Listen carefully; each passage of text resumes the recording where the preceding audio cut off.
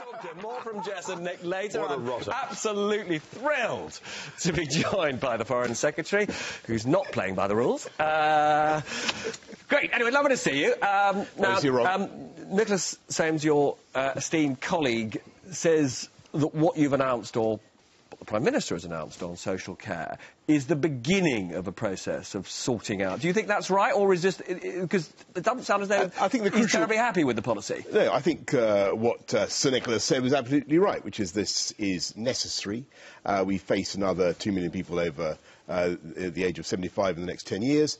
We have to do something about the huge costs of social care. And I think it's a mark of Theresa May's bravery and candour with the electorate that she is doing this. And your poll ratings are by the way, falling, according to the two latest polls. It shows are you worried about the that? Strength and purpose that she will bring to everything she does if we are re-elected, and in particular, of course, to the Brexit negotiations. And I think there is a fundamental contrast in this election between the two candidates who can conceivably be Prime Minister. Now, the relevant contrast is, who do you trust? Who do you really want to confide in to handle those all-important Brexit negotiations? Yeah, but on the question of trust, people want an honest answer on this social care thing. Now, having read through my notes, you'll know what's coming next, which is, was the Cabinet consulted on this policy before it was put in the manifesto?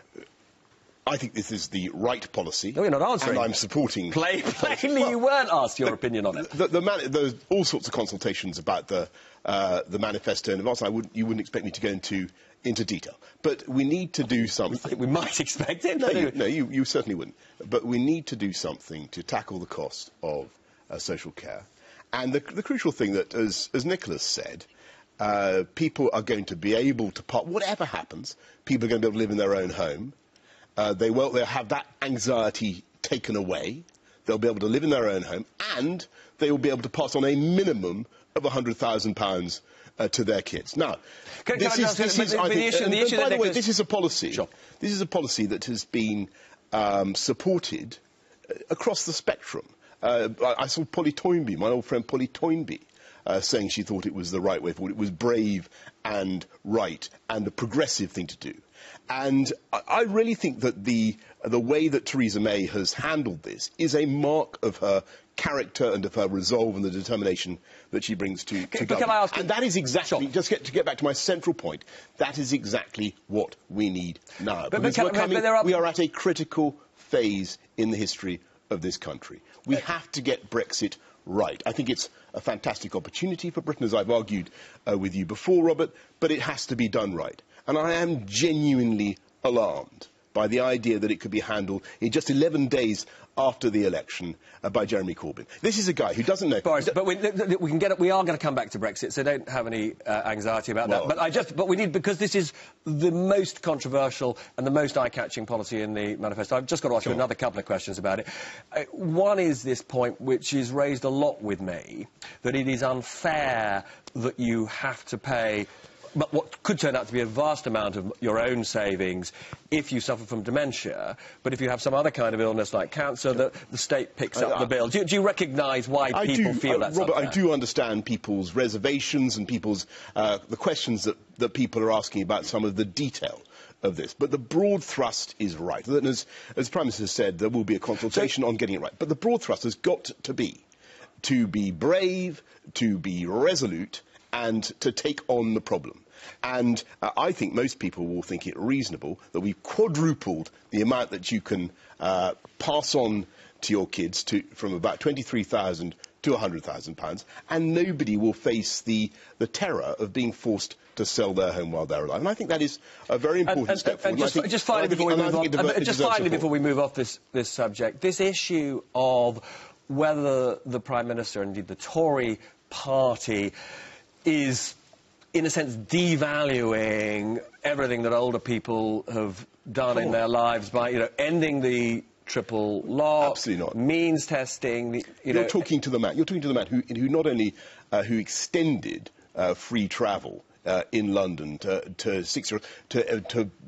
24 hours a day, But you understand the anxiety that Jess Phillips raised from one of her constituents. And it is massively valued. It's something that is very progressive, that keeps older people in work.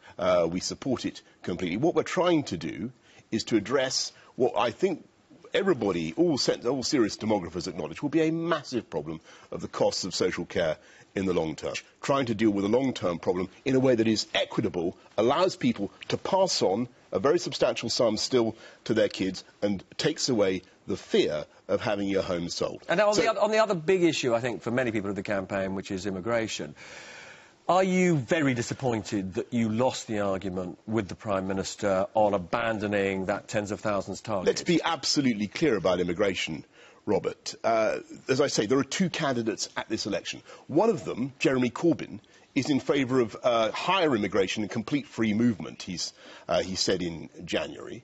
And, you know, I do not for the life of me understand how he is supposed to go and sit at that table in Brussels on day one of the talks, when he hasn't got a clue whether he wants to stay in the single market or the customs union. He doesn't know whether he wants to be in or out of either of them. And he has a completely unintelligible position on immigration. I think they're going to look at him and they're going to have him for breakfast. And I think it would be deeply damaging to the interests of this country. Whether they do or not, do you personally believe the target of tens of thousands for net migration is a sensible target? Look, I certainly think that you need to get immigration down. To tens of thousands? And I think you need to have a sensible target, and I think tens of thousands is a perfectly sensible target. And you don't think it'll damage the British economy? There is no way at all. You don't think that would damage the British economy? There is no way at all that you can control immigration if you have the approach of Corbyn and the Labour Party, and you say it simply doesn't matter. And when will immigration in this country be tens of thousands? When we're able to take back control. Well, so in 2019 it's going to fall to tens of thousands? I'm not going to make any predictions of when we're going to achieve it. But what I can tell you is that unless you have Theresa May able to deliver on that agenda and able to push through what the British people actually voted for on June the 23rd last year and take back control of our immigration system, you haven't got a prayer of achieving it. Because Jeremy Corbyn is ideologically opposed to the whole shebang. We haven't got long before the break, so one quick one on this and then we'll come back to you in a couple of minutes. But you on this programme were very clear that you didn't want student numbers in the emigration figures. Again, this is not really your manifesto, is it? You must be really disappointed that the students are still there. I'm I think London is and this country is a fantastic magnet for talent and for students, and that will continue. But you're not worried that students will be deterred by the fact that you're driving immigration down to tens of thousands, which may imply to them that they're not welcome here? No, this is an economy that is hugely attractive to people from around the world, and we should take that as a compliment to the UK. But it is perfectly reasonable to have control, and that is what we want. And you can't achieve that if you go into these negotiations about the foggiest idea about what you want to achieve. I'm afraid Jeremy Corbyn clearly wants not only to raise immigration, as he said, but he doesn't know whether he wants to be in the single market because or out we've got more from Boris after the break.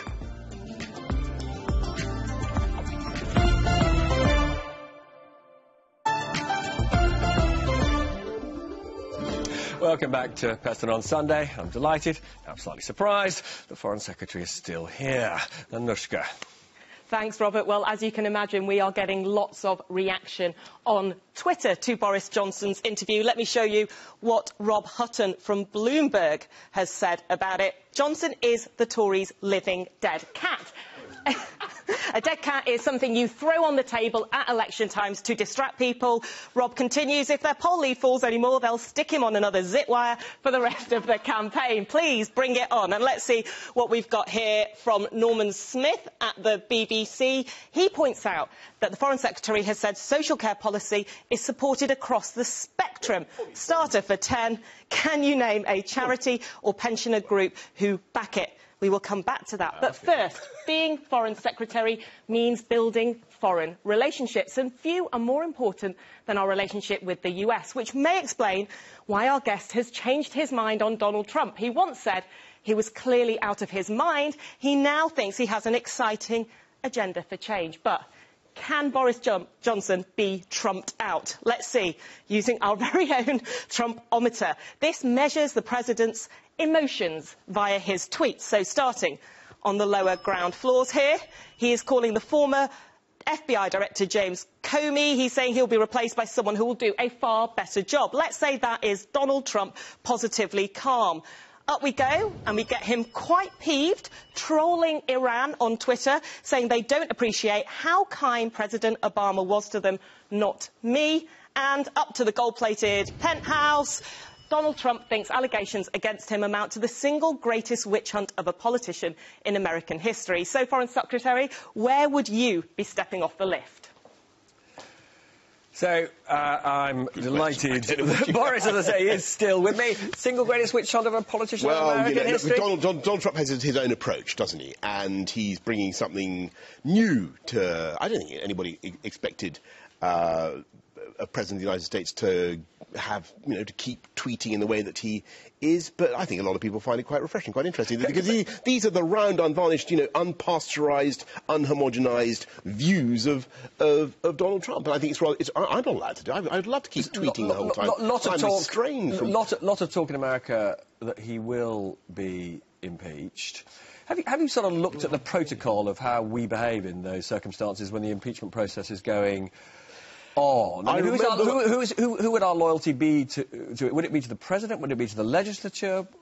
Complicated stuff. It is, but you'll remember we went through this with Bill Clinton, who was impeached, if you recall, for his shenanigans with Monica Lewinsky and so on. And it was very clear what the interests of the UK were then. You're about to have Hugh Grant on your show, who memorably made a speech, I think, in some film about how the British Prime Minister is perfectly at liberty to say something that's completely in distinction from the President of the United States. We often disagree, but the fundamentals of our relationship are extremely strong. But how would we maintain the relationship in those circumstances? Well, there are all sorts of... the relationship with the President, and between the President and Theresa May, would continue. Would continue in the normal kind of way, even if he were going through impeachment. Hoping that Theresa was re-elected. But at all sorts of levels, it is incredibly dense and intricate relationship. Do you think he will serve a full term? On intelligence sharing. Do you think he will serve a full term?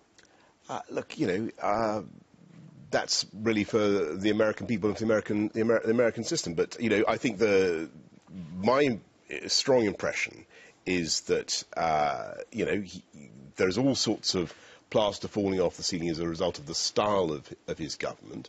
But actually, when you look at you saw he tweeted about Iran there, and everybody's worried, well, had been very worried about the US approach on Iran. Actually, thanks at least partly to British diplomacy, the Americans now support the nuclear deal with Iran, where they're not moving away from that. They haven't moved their embassy to Jerusalem. And in Syria, which I was mentioning to you just before the break, it's very interesting that during the break, they are doing things that Obama never did, which actually a lot of people, liberals around the world, and particularly in the Middle East, are we haven't got a lot of time, Boris, so I want to bring you back to the meeting. I want to bring you back to the meeting of the election.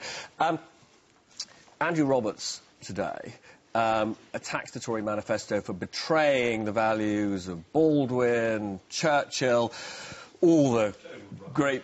Exactly. You've got his grandson heckling you there. You couldn't have a more effective and instant repudiation. You're not worried that all this... repudiation of that point. You're not worried out of the horse's mouth, I might say. So just to be clear, all this stress on narrowing the gap between rich and poor, tackling inequality, this is stuff you're fully signed up to. One nation Toryism understands the basic symmetry of an economy and of politics, which is you've got to have a strong economy and a dynamic, wealth-creating sector, Robert, to pay for the things we care for. We're almost out of time. I've got to ask you two... and we're putting £8 billion more engaged, and we've got a long-term plan You'll love this because it goes to your core interest. We did ask our viewers the one question they wanted to ask you. You'll not be surprised that most came back with... Why isn't the £350 million, which are getting back, why is it not in the manifesto? Why is it not in the manifesto? It is, actually. It's not there. And Theresa May, she said it at the launch of our manifesto. She didn't. She said the only way to take back control. She said we're going to take back. You were there loyally clapping. I was absolutely, no, totally, absolutely. I was. Supine way. You weren't allowed to speak. Were you? Or give it to you? Do you like the way that you're all being bossed around? Well, just a couple of points. Worshipping at the. Yes, is the answer. I'll tell you why. Go on. I'll tell you why. Because at the altar of St. Teresa. Why? I'll tell you why. Because the contrast, but anything we can do to intensify the fundamental contrast of this election, which is between Theresa May and Jeremy Corbyn. That's the choice before the people of this country. Do they really want Jeremy Corbyn in those negotiations? Unfortunately, I'll tell you something. I don't. I really don't. Lovely to see you, Boris. Thanks so much for coming in. And let's. You didn't frankly have the balls to put country before party.